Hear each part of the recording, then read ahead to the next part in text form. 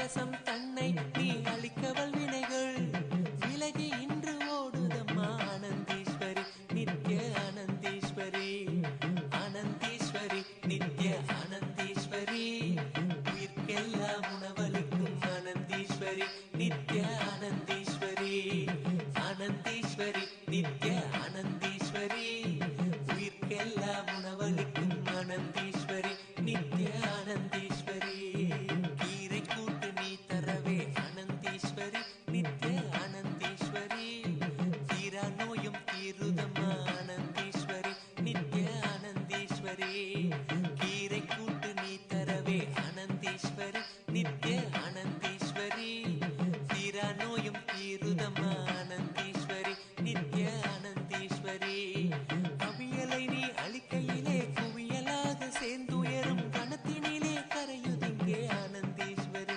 நித்ய ஆனந்தீஸ்வரி ஆனந்தீஸ்வரி நித்ய ஆனந்தீஸ்வரி உயிர்க்கெல்லாம் உணவளிக்கும் ஆனந்தீஸ்வரி நித்ய ஆனந்தீஸ்வரி ஆனந்தீஸ்வரி நித்ய ஆனந்தீஸ்வரி உயிர்க்கெல்லாம் உணவளிக்கும் ஆனந்தீஸ்வரி நித்ய ஆனந்தீஸ்வரி உரியலை நீ பரிமாற ஆனந்தீஸ்வரி நித்ய ஆனந்தீஸ்வரி எங்கள் அறிவாற்றல் பெருகுதம்மா ஆனந்தீஸ்வரி நித்ய ஆனந்தீஸ்வரி உரியலை நீ பரிமாற ஆனந்தீஸ்வரி நித்ய ஆனந்தீஸ்வரி எங்கள் அறிவாற்றல் பெருகுதம்மா ஆனந்தீஸ்வரி நித்ய ஆனந்தீஸ்வரி பொடியாகுது பல தடையும் அப்பளமாய் உன்னருளால் வெற்றி மழை பொழிகிறது ஆனந்தீஸ்வரி நித்ய ஆனந்தீஸ்வரி ஆனந்தீஸ்வரி நித்ய ஆனந்தீஸ்வரி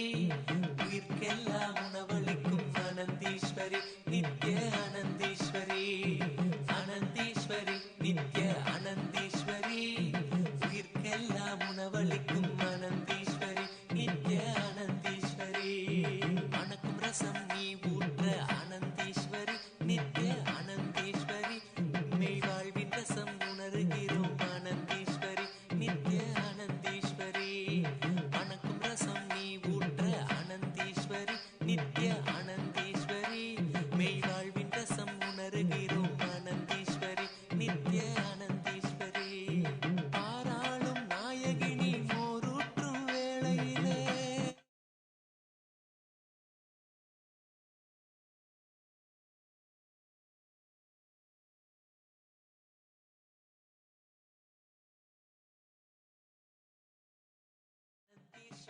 நித்ய ஆனந்தீஸ்வரி உயிர்க்கெல்லாம் உணவளிக்கும் ஆனந்தீஸ்வரி நித்ய ஆனந்தீஸ்வரி நித்யபுரியில் வாழ்ந்தருளும் ஆனந்தீஸ்வரி நித்ய ஆனந்தீஸ்வரி உயிர்க்கெல்லாம் உணவளிக்கும்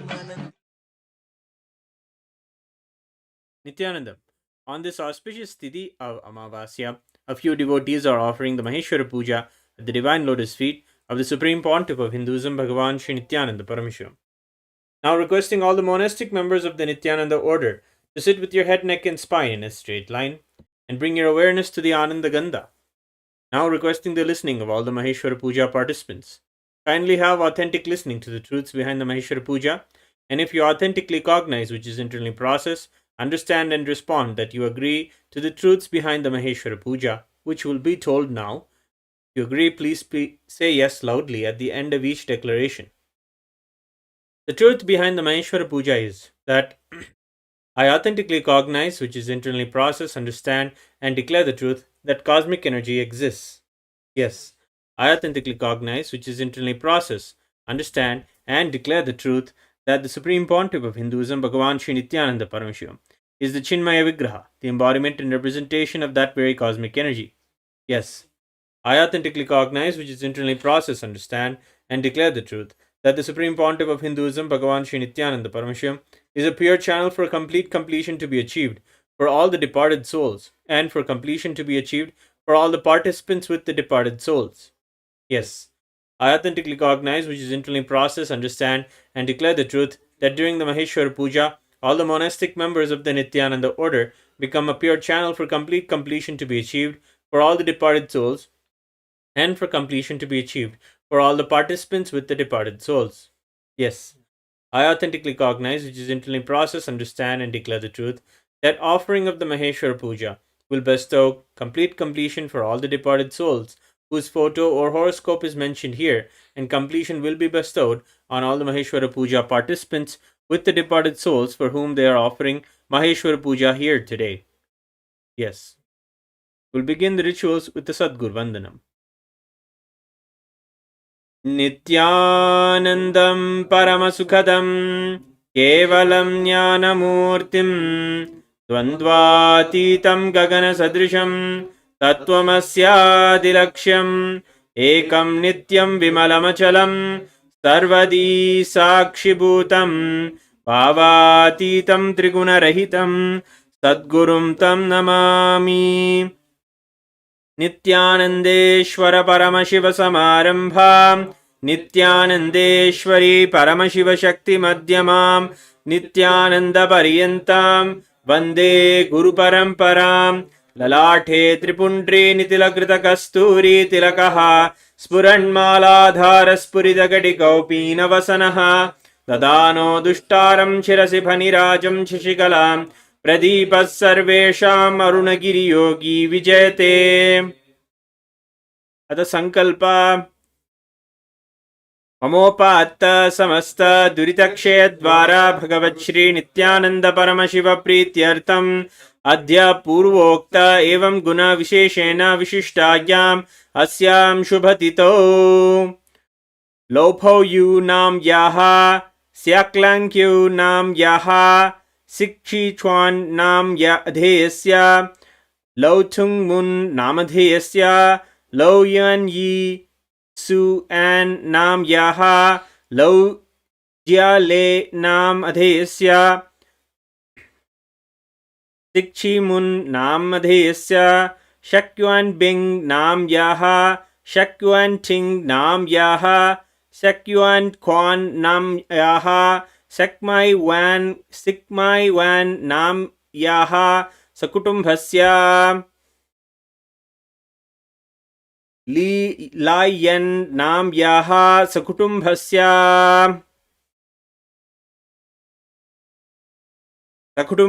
च ब्रह्मकपाल विष्णुपाद कालभैरववपुस्वरूप श्री कैलासोन्नत द्वादशान्त श्यामला पीठारूढ़ श्री मीनाक्षी सुंदरेश्वरा भिन्न स्वरूप परशिवपुत्र रत्नकुमार गुरुमन्यतुल्यावतार श्री पार्वती स्तन्यपान लब्ध दिव्य ज्ञान विश्रुत सकल निगमागमसार भूत द्राविड वेद प्रभक्त्रे श्रीमत् परमशिव करुणा समधिगत मुक्तामय चतुरश्रयान् गीयमान छत्र चामर श्री चिह्नकाहलादि समस्त बिरडावल्यलंकृत ज्ञान विज्ञान चक्रवर्ती सर्वजन संग सद्यो निर्वाण दीक्षा व्ययापवर्ग वर्ष विश्रान जीमूत परमत कलभ केसरी शैव सिद्धांत स्थापनाचार्य श्री राजाधिराज पांड्य महाराज गुरु क्षपन शाख्यादि महांधकार निवारण ज्ञान भानु भीक्षणा नरहार ध्वदोच्छेदन पूर्वक श्रीमद् वृषभध्वज स्थापक शैव समय कर्तृ सर्वज्ञ पीठारूढ़ श्री जगद्गुरु श्री ज्ञान संबंध देशिक स्वामी वागीश सुंदर माणिक्य वाचक स्वामिनां अवतार भूत श्री ज्ञान संबंध स्वामी पुनरुद्धृत श्यामला पीठ सर्वज्ञ पीठ तृणवत्युत्तर द्विशततम गुरु महासन्निधान अरुणगिरि योगीश्वर परंपरागत अरुणाचल सर्वज्ञ पीठ गुरु महासन्निधान कैलास परंपरागत कांची कैलास सर्वज्ञ पीठ त्रयस्त्रिंशदुत्तर द्विशततम गुरु महासन्निधान नित्योत्सव नित्य मंगल नित्य कल्याण नित्य रचित कैलास परंपरागत आदि कैलास नित्यानंद पीठ महासंस्थान सिंहासन पीठ गद्रे साक्षात् श्री परमशिव समुद्भूत कैलास परंपरागत वैवस्वतमनुक्ष्वाकु हरिश्चंद्र भगीरथ श्रीरामचंद्र शूरसेन इत्याद्यनवच्छिन्न सार्वभौम चक्रवर्ती परंपरागत चतुष्षष्टि योगिनी मंडित चतुष्षष्टि संप्रदाय प्रवर्तक मनुधर्म शासन सूर्यवंश प्राप्त सर्वज्ञ पीठ सुरांगी साम्राज्य मूर्धाभिषिक्त चूड़ामणे साक्षात् श्री परमशिव समुद्भूत कैलास परंपरागत वैवस्वतमनु इक्ष्वाकु हरिश्चन्द्र भगीरथ श्रीरामचन्द्र शूरसेन इत्याद्यनवच्छिन्न सार्वभौम चक्रवर्ती परम्परागत चतुष्षष्टि योगिनी मंडित चतुष्षष्टि संप्रदाय प्रवर्तक मनुधर्म शासन सूर्यवंश प्राप्त सर्वज्ञ पीठ सुरांगी साम्राज्य मूर्धाभिषिक्त चूड़ामणे साक्षात् श्री परमशिव समुद्भूत कपिल महागुरु पुनरुद्धृत महानिर्वाणि पीठ अष्टोत्तर सहस्र श्री महामंडलेश्वर साक्षात् श्री परमशिव समुद्भूत श्री महागणपति समारंभ अनवच्छिन्न पीठाधीश्वर गुरु परंपरा प्राप्त अटल पीठ अष्टोत्तर सहस्र श्री अटल पीठाधीश्वर धर्म मुक्ति स्वर्ग पुरस्वर्ण पीठ त्रयोविंश गुरु महासन्निधान कैलास परंपरागत आदिपीठ सर्वज्ञ पीठ जगत गुरु श्री कैलास पुनरुद्धारक श्री कैलास परमाचार्य श्रीमत् परमहंस परिव्राजकाचार्य वर्य सच्चिदानंद प्रणव स्वरूप श्रोत्रिय ब्रह्मनिष्ठा श्रीमद् जगत गुरु श्रील श्री भगवत श्री नित्यानंद परमशिव श्री ज्ञान संबंध देशिक परमाचार्य स्वामिनां प्रीत्यर्थम पूर्वोक्तानां सर्वेषां जीवन मुक्ति प्राप्त्यर्थम एतेषां दिवंगत बंधुमित्र वर्गानां विदेह मुक्ति प्राप्त्यर्थम च परमशिव स्वरूप भगवत श्री नित्यानंद परमशिव मुखेन महेश्वर पूजाख्य कर्म करिष्ये. We'll now chant the 15th chapter of the Srimad Bhagavad Gita. We'll start with the Dhyana Shlokam.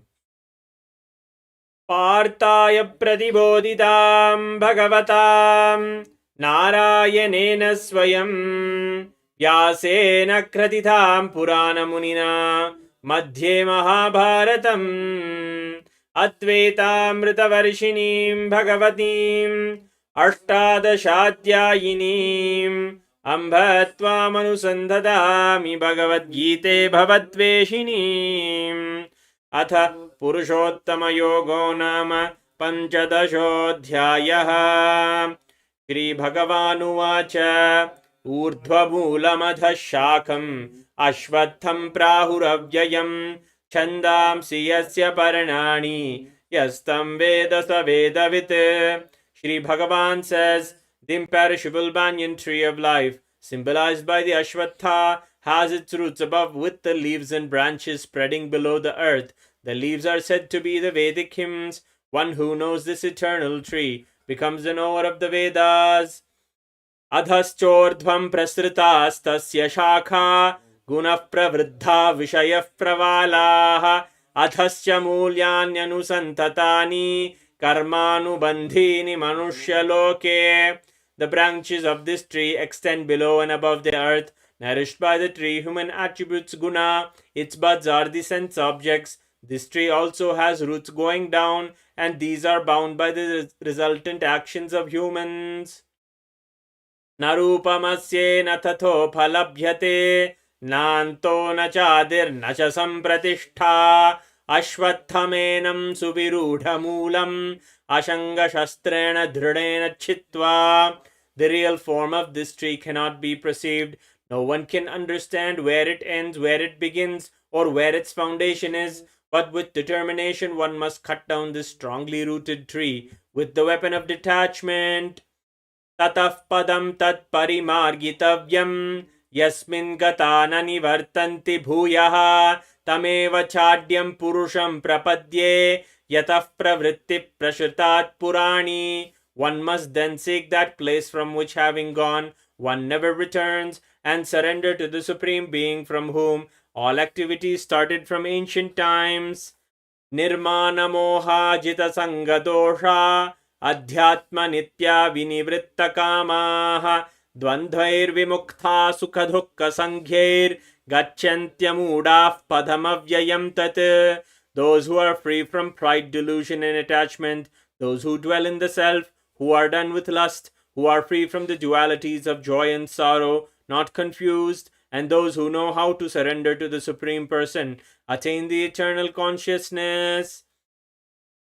Na tad bhasayate suryo na shashanko na pavakaha yad gatva na nivartante tad dhama paramam mama. That supreme space of eternal consciousness, My consciousness is not illumined by the sun or by the moon or by fire. Those who enter that space never return to this material world. Mamaivamsho jiva loke jiva bhutas sanatanaha manashasdhani indriyani prakritisthani karshati. The living entities in this conditioned material world are a portion of my eternal self in this conditioned material world. They are attracted by the six senses, which include the mind dwelling in Prakriti, the active energy principle. Shariram yadavapnoti yacchatyukramati ishvaraha grihitva etani samyati vayurgandhani vashayat. The spirit in the mind body living in this material world moves from one body to another, carrying these just as air carries aroma. श्रोत्रं चक्षुस्पर्शनं च रसनं घ्राणमेव च अधिष्ठाय मनश्चायं विषयानुपसेवते. The living entity, the spirit, leaves one body, takes some other body, and gets new eyes, ears, nose, tongue, and sensing body according to the samskaras it had in its causal layer, and enjoys the new mental setup. उत्क्रामन्तं स्थितं वापि मुञ्जानं वा गुणान्वितं विमूढानानुपश्यन्ति पश्यन्ति ज्ञानचक्षुषः.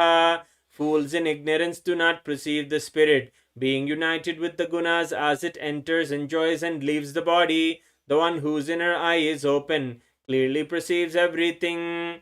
Yatanto yoginaschainam pashtyantyatmanyavasthitam yatanto prakritatmano nainam pashyantya chetasaha. The serious practitioner of yoga with an understanding of his self can see all this clearly, but those who do not have an understanding of the self, however much they try, cannot see. Yadadityagadam tejo jagadvasayate khilam yachandramasi yachagno tattejo vidhi mamakam. The light of the sun and the light of the moon and the light of fire, all their radiance is also from me. Gama vishyacha bhutani dharayam yaha mojasa pushnami choshadhi sarva somo bhutva rasatmakaha. Entering into earth, I support all beings with my energy. Becoming the watery moon, I nourish all the plant life. Aham vaishvanaro bhutva प्राणिनां देहमाश्रितः प्राणापानसमायुक्तः पचाम्यन्नं चतुर्विधम्. I am the fire of digestion in every living body, and I am the breath of life exhaled and inhaled, with which I digest the fourfold food. सर्वस्य चाहं हृदि सन्निविष्टो मत्तस्मृतिर्ज्ञानमपोहनं च वेदैश्च सर्वैरहमेव वेद्यो Vedanta chaham. I am seated in everyone's heart, and from me came memory, knowledge, and their loss. I am known by the Vedas indeed. I am the creator of Vedanta, and I am the knower of the Vedas. Vavimo purusho loke ksharascha kshara eva cha ksharas sarvani bhutani kutastho kshara uchyate. There are two things, the perishable and the imperishable in this world. There are the living beings who are perishable, while there is the unchangeable, the imperishable. Uttamah purushastvanyah paramatmetyudahrudah yo lokatrayamavishya bhivartyavyaya ishvaraha. Besides these two, there is the Supreme Purusha, the Lord Himself, who pervades and sustains these three worlds. Yasmaksharamati aksharaatapi chottamaha atosmi loke vedecha pratitah purushottamaha. As I am transcendental, beyond both the perishable and the imperishable and the best, I am declared both in the world and in the Vedas as the Supreme Person Purushottama. Yo mame mama sammudho janati purushottamam sa sarva vidbhajati mam sarva bhavena bharata. Whoever knows me as the Supreme without a doubt is to be understood as the knower of everything, and he worships me with all his being. O son of Bharata, iti gushyatamam shastram idam muktam maya nagha etad buddhva buddhimam syat kritakrityascha bharata. This is the most profound teaching taught by me, O sinless one, and whoever knows this will become wise, and his actions will bear fruit. इति श्रीमद्भगवद्गीतासु उपनिषत्सु ब्रह्मविद्यायां योगशास्त्रे श्रीकृष्णार्जुनसंवादे पुरुषोत्तमयोगो नाम पञ्चदशोऽध्यायः. In the Upanishad of Srimad Bhagavad Gita, the scripture of yoga dealing with Brahma Vidya, Yoga Shastra, the science of Brahman, the Supreme Absolute, in the form of Sri Krishna Arjuna Samvada, the dialogue between Sri Krishna and Arjuna. This is the 15th chapter named Purushottama Yoga, the yoga of the Supreme Being.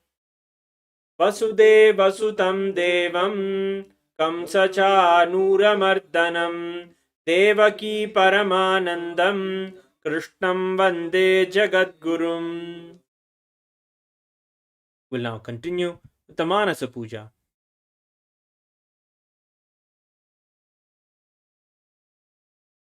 Om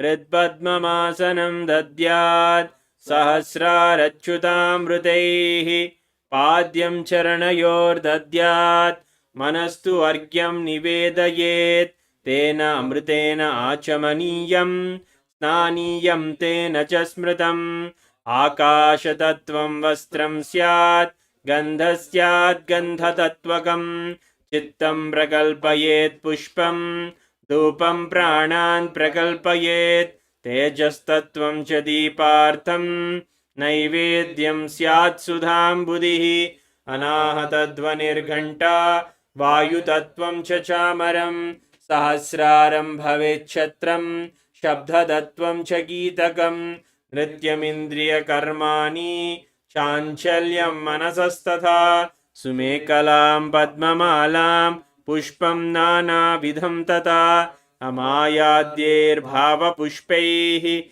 Archayet Bhava Gocharam Mayam Manahankaram Aragam Mamadham Tata Amohagam Madambam Cha Advesha Akshobako Tatha Amatsaryam Malopam Cha Pushpam Vidurbudaha Ahimsa Paramam Pushpam Pushpam Indriya Nigraha Daya Pushpam Kshama Pushpam Jnana Pushpam Cha Panchamam Iti Panchadaser Bhava Pushpaihi Sampujayet Bhagavantam Sri Nityananda Paramashivam.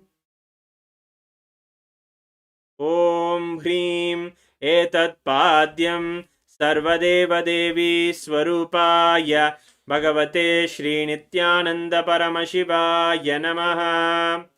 Om Hrim Esha Argyaha Sarvadeva Devi Swarupaya Bhagavate Sri Nityananda Paramashivaya Namaha.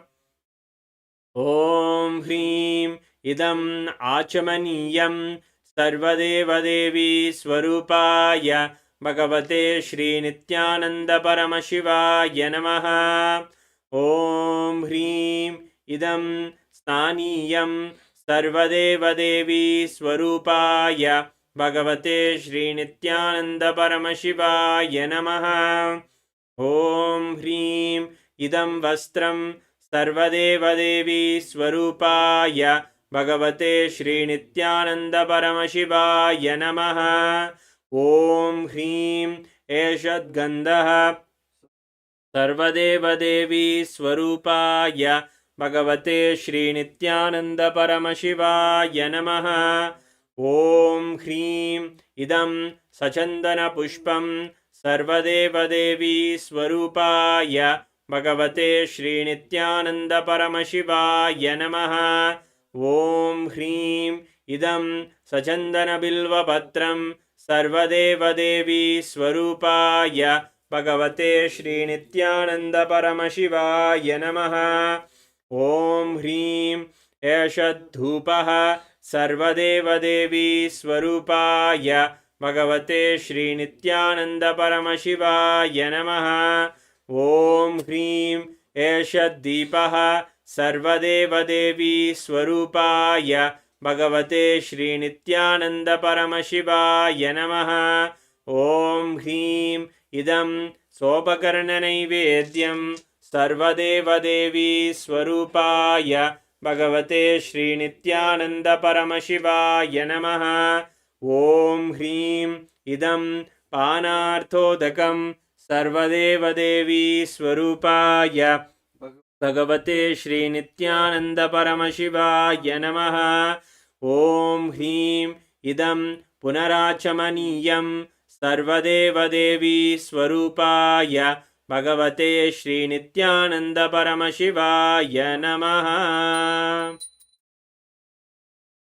आरात्रिकम् ॐ साङ्ग्राण्येऽस्त्यायजते इमां जनदागुं सङ्गृह्णानीति द्वादशारत्नीरचना भवति। द्वादशमासा संवत्सरः संवत्सरमेवावरुण्ढे मौञ्जी भवति।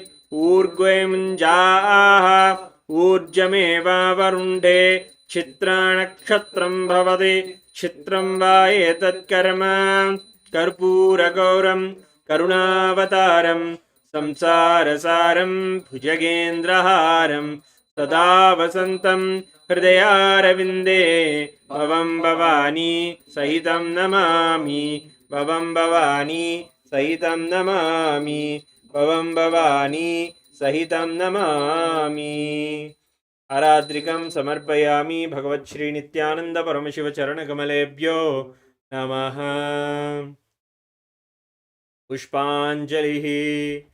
गुरुर्ब्रह्मा गुरुर्विष्णुः गुरुर्देवो महेश्वरः गुरुः साक्षात् परं ब्रह्म तस्मै श्री गुरवे नमः। अखण्डमण्डलाकारं व्याप्तं येन चराचरं तत्पदं दर्शितं येन तस्मै श्री गुरवे नमः। अज्ञानतिमिरान्धस्य ज्ञानाञ्जनशलाकया चक्षुरुन्मीलितं येन तस्मै श्री गुरवे नमः। अनेकजन्मसम्प्राप्तकर्मबन्धविदाहिने आत्मज्ञानप्रधानेन तस्मै श्री गुरवे नमः। अन्नादश्रीजगन्नाथो मद्गुरुः श्रीजगद्गुरुः ममात्मा सर्वभूतात्मा तस्मै श्री गुरवे नमः। ईश्वरो गुरुराप्नेति मूर्तिभेदविभागिने व्योमवद्व्याप्तदेहाय दक्षिणामूर्तये नमः। नित्यानन्दं परमसुखदं केवलं ज्ञानमूर्तिं द्वन्द्वातीतं गगनसदृशं तत्त्वमस्यादिलक्ष्यम् एकं नित्यं विमलमचलं सर्वधी साक्षिभूतं भावातीतं त्रिगुणरहितं सद्गुरुं तं नमामि। पुष्पाञ्जलिं समर्पयामि भगवच्छ्रीनित्यानन्द परमशिवचरणकमलेभ्यो नमः। ॐ नित्यानन्दम्।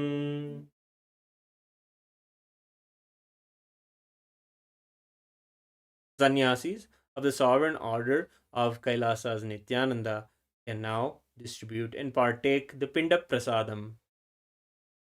Will now also chant Sankalpa of those offering Guru Dakshina today. ममोपात्ता समस्त दुरितक्षयद्वारा भगवच्छ्री नित्यानंद परमशिव प्रीत्यर्थम अद्य पूर्वोक्त एवं गुण विशेषेण विशिष्टायाम् अस्यां शुभतिथौ भरिणी नक्षत्रे जातायाः मानित्येकान्तानन्दानां याः सकुटुम्बस्य श्रीनित्याक्षय गुणानन्दानामधेयस्य सकुटुम्बस्य मनसेप्सित सकल सतभीष्टकाम्यार्थसिद्ध्यर्थं ज्ञानवैराग्य जीवन्मुक्ति प्राप्त्यर्थं श्री सर्वदेवदेवी स्वरूपपक श्री नित्यानंद परमशिव गुरुदक्षिणाम् अहं सम्प्रददे।